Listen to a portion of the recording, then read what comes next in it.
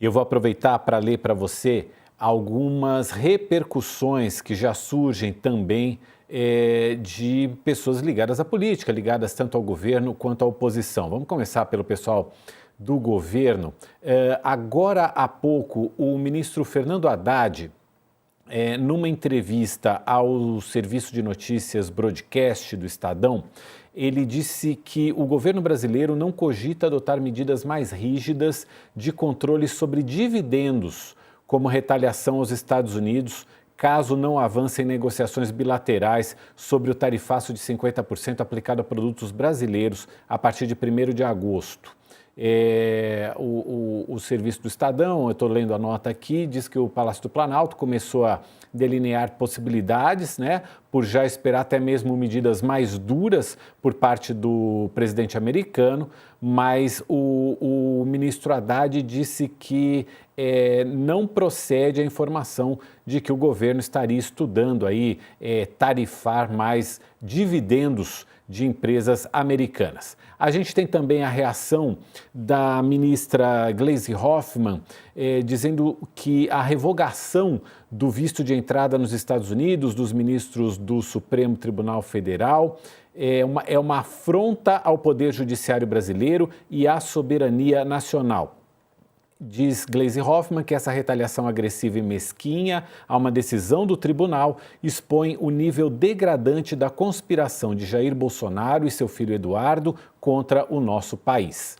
A gente tem também o líder do governo na Câmara, Lindbergh Farias, deputado, dizendo que o governo Trump proibiu a entrada do ministro Alexandre de Moraes, de outros ministros do STF, até de seus familiares, nos Estados Unidos. Trata-se de uma retaliação explícita às decisões da justiça brasileira, em especial a imposição de tornozeleira eletrônica a Jair Bolsonaro. É uma tentativa de constranger magistrados e interferir indevidamente em nossa soberania, um ato inaceitável de agressão a um poder da República, foi o que postou Lindbergh Farias. Eduardo Bolsonaro, filho de Jair Bolsonaro, deputado licenciado, postou um agradecimento ao presidente Donald Trump e ao secretário Marco Rubio. Ele diz o seguinte: eu não posso ver meu pai e agora tem autoridade brasileira que não poderá ver seus familiares nos Estados Unidos também, ou quem sabe até perderão seus vistos. Eis o custo morais para quem sustenta o regime. De garantido, só posso falar uma coisa: tem muito mais por vir, postou Eduardo Bolsonaro. E Carlos Jordi, o deputado Carlos Jordi, diz que a revogação do visto é muito pouco para os ditadores, mas já é um começo, que venham medidas mais duras. Muito bem, estamos de volta também para você que nos acompanha no canal UOL, na TV a cabo, e vamos seguir com esse assunto das relações entre Brasil e Estados Unidos, as repercussões, as consequências. Para comentar aqui com a gente agora, a gente recebe o Beto Vasques, que é professor da Fundação Escola de Sociologia e Política de São Paulo, e também o cientista político da ESPM, Ricardo Leães. Ricardo, Beto, muito obrigado por vocês estarem aqui com a gente hoje. Bom dia, Mauro, um prazer estar com vocês de novo, um prazer, Ricardo. Bom dia, Mauro. Bom dia, Beto, um prazer estar aqui com vocês. Vamos lá, vamos em frente aí. Estamos aí acompanhando essa medida que o governo americano tomou, anunciada pelo secretário de Estado Marco Rubio, de revogar vistos de entrada nos Estados Unidos de ministros do Supremo Tribunal Federal. A gente vinha falando um pouco sobre a questão das relações entre Brasil e Estados Unidos, também o quanto o Brasil, os BRICS estariam envolvidos em relação a isso, mas eu queria abordar com vocês um pouco sobre o que fazer politicamente num momento como esse. Começar com você, Beto. A gente acabou de ver aqui algumas repercussões de autoridades, né? O governo aí criticando, o presidente Lula hoje já dizendo que essa é uma medida inaceitável, a ministra Gleisi Hoffmann, o deputado Lindbergh Farias indo na mesma linha, enquanto que o campo bolsonarista pedindo novas medidas, né, para o governo americano. O que fazer nesse momento para baixar a fervura desse caldo político para que a gente possa sentar na mesa e negociar? Vou começar com você, Beto. Ótima pergunta, Mauro. De bate-pronto, duas coisas importantes. Manter a cabeça fria nessa negociação com o governo americano, mas sem perder a altivez e o vigor. Porque vamos lembrar, o Trump ele só respeita o que ele diz que são os líderes durões. Então, assim, muita frouxidão dá ruim, né? Não vamos misturar cabeça fria com falta de rigor. Então, eu acho que tem que ser enérgico, altivo, mas com a cabeça fria, usando a inteligência, até porque a briga é com alguém muito maior que a gente. Eu acho que essa é a primeira lição. E a segunda, unidade nacional. Queria fazer um comentário, Mauro, assim, colocando em perspectiva o que está acontecendo. A situação é gravíssima e vai escalar nos próximos dias. A gente está vendo uma ingerência internacional de uma potência atômica em cima do Brasil. E aí é importante, nesse momento, como você diz, o que fazer, eu acho que tem um ator genérico no Brasil que tem o poder de decidir os rumos do Brasil, que é a direita democrática brasileira. Chegou a hora da verdade. A gente viu como a família Bolsonaro, nos últimos anos, manteve a direita democrática refém, né, com a escusa de proteger o Brasil de comunismo, globalismo, wokeismo, esses delírios. A direita brasileira, e não é só no Brasil, no mundo inteiro, ficou capturada, refém dessa extorsão da família Bolsonaro, que é a expressão da extrema-direita antidemocrática no Brasil. Agora, a direita brasileira tem que tomar uma decisão. Ou ela solta a mão do Bolsonaro, da família Bolsonaro, e volta a cerrar filas com o executivo e com o executivo e judiciário. Nesse momento que a gente sofre uma agressão dos Estados Unidos, e com isso cria um polo alternativo político de direita no Brasil contra o espaço político do Lula, que é isso que a gente gostaria de ver, ou mantém-se numa síndrome de Estocolmo e continua subjugada ao bolsonarismo, com o risco, agora com a entrada do Trump em cena, de arrastar não só a direita, mas o país inteiro. E os exemplos são fartos, quer dizer, depois de tentar um golpe contra a democracia, agora um golpe contra a soberania, os filhos do presidente, o filho moderado Flávio Bolsonaro falou que o Trump poderia jogar uma bomba atômica se o governo não desse anistia para o pai dele, ou seja, que se exploda o Brasil para livrar meu pai da cadeia. E ontem o Eduardo Bolsonaro falou que o Brasil podia virar terra arrasada se ele pudesse fazer a vingança que ele gostaria. Claro, falando isso desde Miami.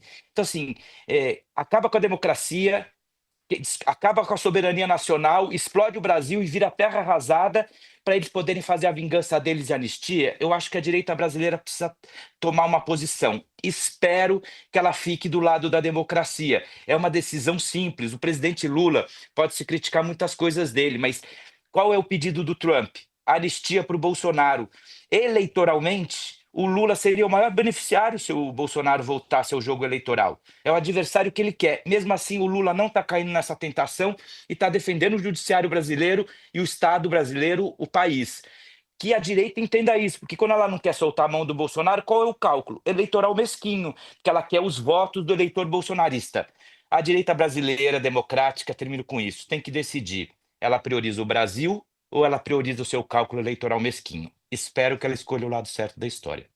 Professor Ricardo, quero ouvi-lo também a respeito dessa questão.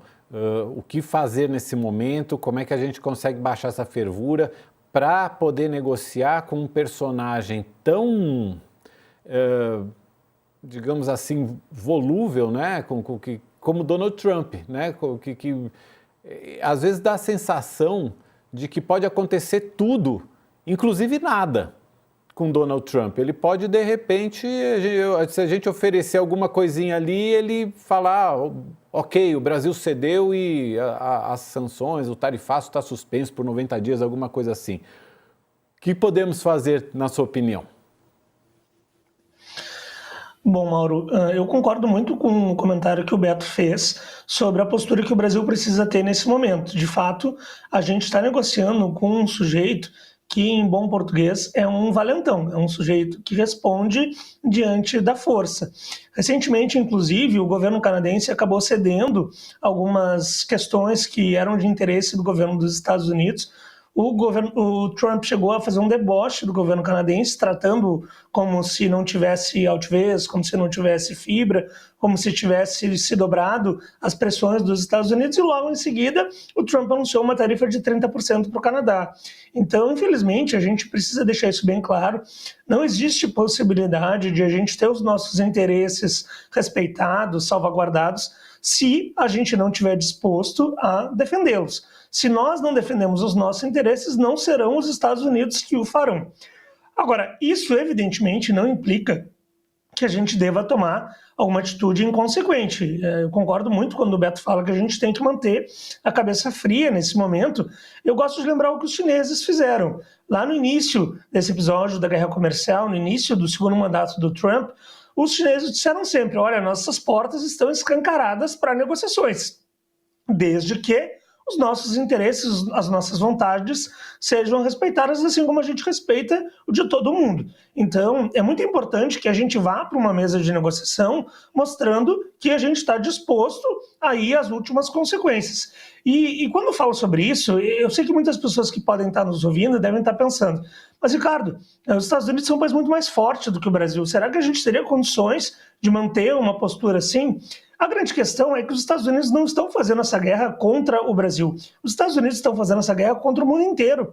E os Estados Unidos podem ser muito mais fortes do que o Brasil, mas os Estados Unidos não são mais fortes do que o mundo inteiro.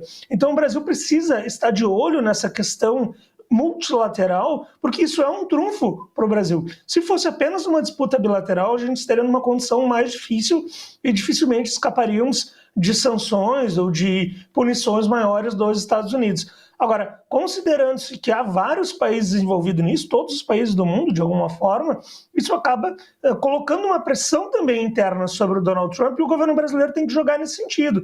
A gente viu essa semana que saíram os dados da inflação nos Estados Unidos, que foram bastante alarmantes. Isso que a gente ainda está num período em que as tarifas estão apenas em 10%. Se essas tarifas forem aplicadas contra o Brasil e contra todos os países que já foram sancionados indiretamente pelos Estados Unidos, o cenário interno desse país vai piorar muito. Vamos lembrar que o Donald Trump ele foi eleito com a promessa de justamente baixar o custo de vida da população. A gente viu muitas pessoas nos Estados Unidos dizendo que estavam votando no Donald Trump porque o custo de vida estava mais caro. Encareceu sobretudo depois da guerra da Ucrânia, quando o preço do petróleo disparou e houve um repique inflacionário nos Estados Unidos, na União Europeia e em outras regiões do mundo. Então, o Donald Trump ele foi eleito com essa plataforma e ele está entregando justamente o contrário. A tendência é que haja uma aceleração da inflação nos Estados Unidos. Isso mina a credibilidade do Trump. Então, a gente tem que negociar sabendo que o que ele está fazendo é ruim para a sua população, é ruim para os seus interesses, é ruim para a sua base eleitoral, e isso vai pressioná-lo a voltar atrás. Então, parte do cabeça fria implica a gente também saber que o Donald Trump não tem condições de manter essa guerra contra o Brasil, porque essa guerra é com o mundo inteiro. E a partir disso, a gente vai buscar algum acordo que nos coloque numa situação melhor. Isso pode ser feito.